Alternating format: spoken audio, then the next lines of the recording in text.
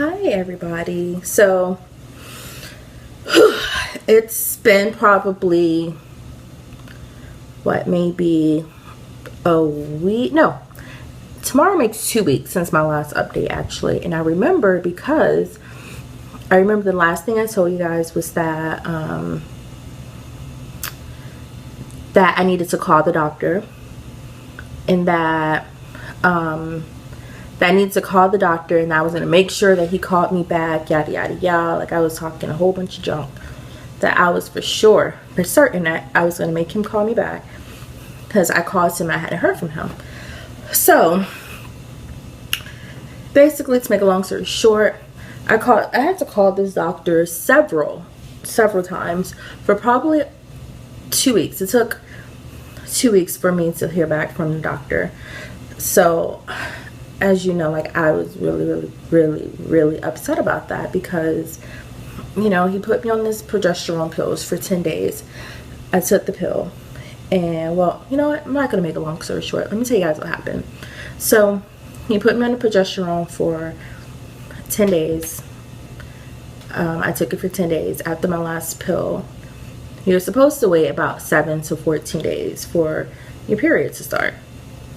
So a week went by, nothing, no cramping, nothing. I mean, a little bit of cramping, but nothing that really stood out. So about 12 days passed.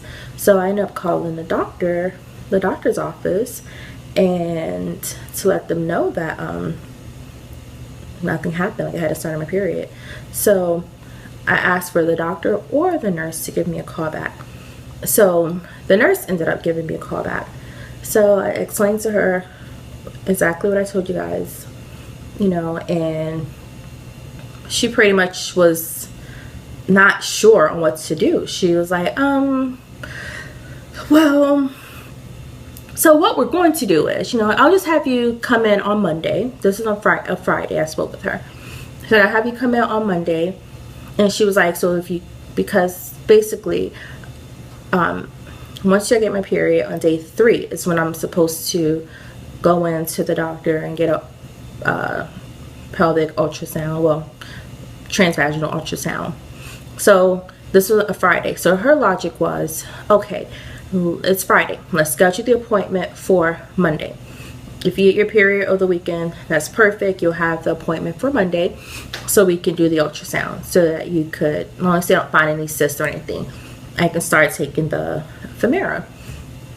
She's like, and if you don't get your period by Monday, you'll still have the appointment, so we can come in and still do an ultrasound to look around and see why you're not getting your period. So I'm not a doctor. I don't challenge doctors. I mean, I feel like for the most part I'm coming to them because I have a problem. If I knew the answer, I wouldn't need the doctor. However, because she was uncertain about what I should do, or uncertain about how to proceed, then that made me feel a little skeptical, because each time, you know, you go to a doctor, that's an office visit you have to pay. And I know this journey is not cheap by any means. However, and you know, and I know that, and I'm willing to pay whatever it is that we need to pay. However, I am not going to go in for an ultrasound and spend like $70 just because they don't know what to do next. So I said okay, but then I thought about it. So Monday came around. I called the doctor's office, and I called the doctor's office, asked to speak with the doctor himself. And I explained to the person who answered the phone about what was going on. She said, okay, I'll have him call you back. Whole week went by. Doctor did not call me back. Friday comes around. Mind you, I called Monday. I didn't call Tuesday because I figured, you know what, Mondays are his busiest days. So I said, you know what, I'll give him till Tuesday. He didn't call back on Tuesday. So Wednesday came around. I'm off on Wednesday. So I said, you know what, let me call the office Wednesday morning. That way, in case he calls me anytime on Wednesday, I'll be available. Call Wednesday, he was busy, no call back. I didn't call Thursday. And I did not get a call Thursday. I called Friday. Did not get a call back Friday. Monday comes, no call back. Guys, I take that back. He did call me Tuesday, so I didn't get a call Monday. Tuesday come around 12ish, he calls me. I was at work, and where I work, can't really have your phones on you, so I didn't know he calls me until I went on break. So I called him right back. It was probably 10, maybe 15 minutes after he called me. I called back. So they told me he was with the patient and he will call me right back. Okay, cool. Of course, he didn't call me back. So I called Wednesday, asked for the doctor to call me back. No call back. Didn't get a call back Thursday. Finally, Friday evening comes around 6ish. He called me back, and he called me from a random number. So he's like, "Hey, Chantel, it's Dr. McNichol." And I'm like, "Oh, hey." I wanted to say, "Oh, hey, stranger," but I didn't. And I was like, "Oh, hey." So basically, this part I could sum up for you guys. I explained to him, everything I've been telling you guys over the past, month or so now. And I explained to him what's going on. And basically, you guys know what he told me. He said, some people just don't respond well to progesterone. And he was like, I can continue to give you progesterone, but it looks like you are just one of those few people whose body doesn't respond to progesterone. And I explained to him why I canceled the appointment on Monday, because the nurse did not seem sure. And he pretty much said, well, these are your options. He said, you can wait and, just wait for your period to start. And that can happen tomorrow. That can happen in a couple weeks. That can happen in a couple months. So you have that option. 2, he said, you can come in, we can do an ultrasound, see if there's a cyst on your ovaries. Because I have PCOS, I always have like really teeny tiny cysts that's already on my ovaries. But he wants to look and see if there are any like abnormal cysts that doesn't belong there. So I said, okay, so what if you see a cyst? He said, okay, we know what's causing you to not get your period, and we just have to wait until the cyst goes away. I was not trying to hear that. So then he said, or if you come in and you don't have a cyst, then I'll have to order blood work and see what's causing you to not get your period. So basically, he had no solution for me, none. He did not say, okay, I can give you something else, or I could either give you something else or put you on birth control for a month, and then after a month you should get your period. Like other doctors, if one thing doesn't work, they already have something else lined up for you to try. But not him. His thing was just wait.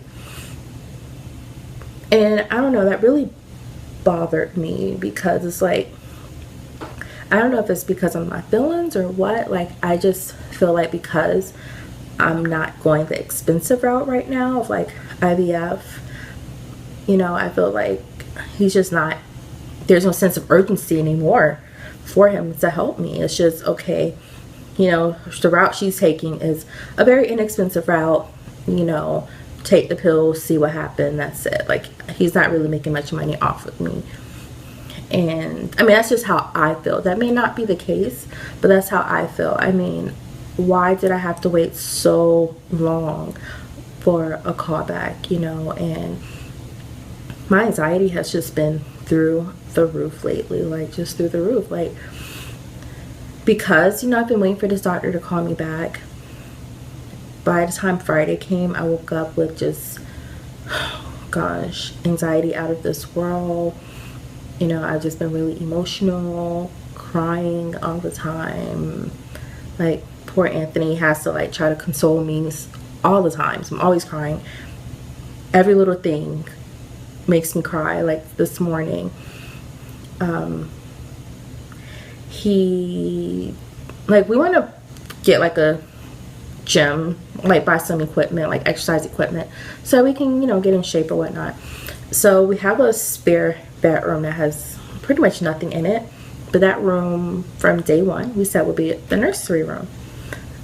And we have stuff in our garage that hasn't been emptied out yet, but it will be emptied out soon. It's just not emptied out yet. So Anthony, he found a good deal on some exercise equipment. So he was like, you know, can I buy the equipment and just put it in the room in the back? I said, what room? I said, your room? Because he has a room. He's into music and stuff. So he has a room in the back of the house. We call that his room. You know, he has all his stuff back there. So I'm like, oh, you're going to put it in your room? He was like, no, the other room. I said, what room? He said, you know what room I'm talking about. I said, no, I want you to say the words because now you're upsetting me. I said, what room? He was like, the nursery. And I just started crying. I'm like, because you know it's not going to happen. That's why you want to put stuff in there. Like, I started crying, like just being irrational.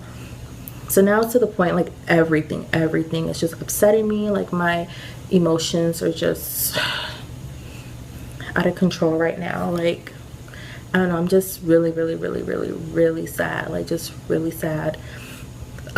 Before I get too ahead of myself, so with the doctor, what ended up happening was I told him that I would just wait.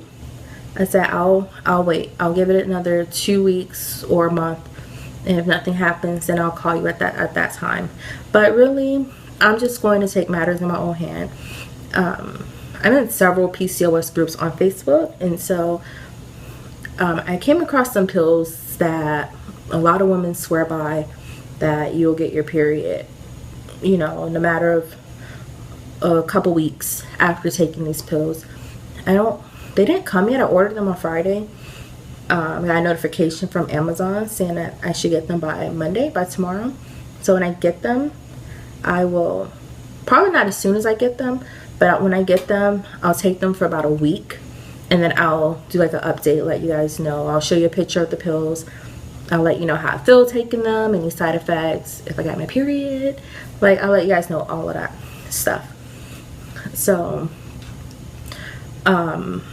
I decided to take matters to my own hands. So I told him I would call him back in 2 weeks or a month. And then while we were wrapping up the conversation, because I was going to ask him if he had a direct email or a direct phone number that I can text him or email him instead of waiting a week for a call back. But before we can get to that point, like, the call dropped and I was just over the conversation already. So I did not call him back. And I'm sure he could tell that I was over it, and he did not call me back either, which is okay. You know, I had to get back to work. I was super late going back to work, super late. So it's fine. But that's pretty much that. So no period. So you find Aunt Flo. If you guys are still looking for her for me, if y'all find her, please tell her I'm looking for her. And I need her to come on so we can get this process started. But also, Anthony is supposed to be joining me. I think he's in the room. Babe.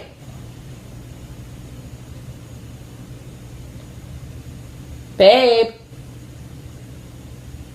Babe. Yeah. Are you coming? Yeah.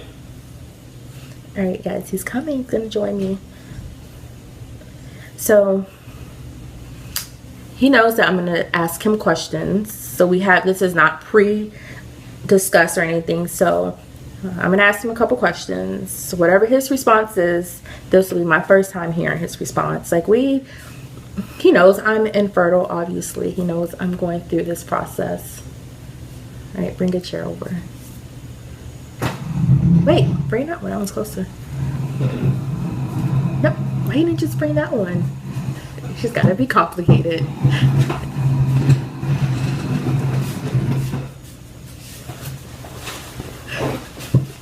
I don't know if you guys can see both of us.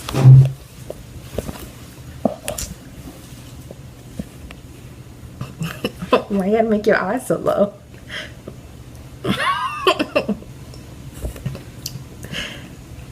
Okay. Anyway, so we just haven't really talked about how he feels about this whole journey. I don't know if you guys can see both of us, but as good as it's gonna get. So, say hi. Hello. Anyways, all right, so question. Go ahead. So, I want to know, and I'm sure everyone else wants to know, like, how do you feel about me being infertile? It's obviously not a good feeling. I don't think any woman should have to be infertile. Strongly believe in that. But unfortunately, things happen. And, you just got to do your best to try to get through it. I agree. That sucks. So, so how do you feel about me, like, being all emotional during this process and flipping out sometimes and not being rational and all that stuff? Like this morning about the room thing with the gym. Mm-hmm. How I just pretty much started crying over something small like that. Like, how do you feel about me, like, being all sad and stuff all the time? I don't like when you are sad. I don't like when you're emotional. I don't like when you erupt simply because, I understand your frustration with this whole thing. And they can do that sometimes to you. But I know that you're not really mad. It's just the situation that's going on right now. And, I would, of course, not like to see you spaz out. But until we can make that happen. Spaz out? Really? Yeah. That's what you call it? Mm-hmm. Whatever. All right. Spaz out. Spaz out. Fine. But, okay, so I haven't really asked you this. What are your thoughts on this whole process? Like, and this whole fertility process, like, everything that we have to do. Like, I remember one time you said it was kind of overwhelming. So I told you, like, I have to take these pills. After that, I got to get my period. I got to go in for an ultrasound. Then I got to take these pills, and I got to go in for more blood work and all this stuff. Mm-hmm. So how, like, what's your opinion, feelings about this whole, like, the whole process, the journey, like, just your whole thoughts on everything, pretty much? Well, I just feel that it is a process. It is kind of overwhelming when you think about it. All the procedures, the steps. Yes. Certainly not something that I'm proud to say that, we're taking the steps necessary to,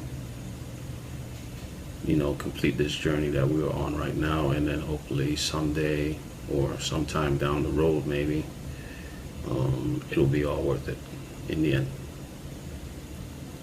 So, do you think it's worth it? I've seen miracles happen, so yes. So you think this whole journey, everything we're going through, financially, emotionally, physically, you feel like it's all worth it? Yes. Strongly agree. So you don't think we should just stop the process and just get a dog? Not at this point, no. Okay, when would you feel like enough is enough?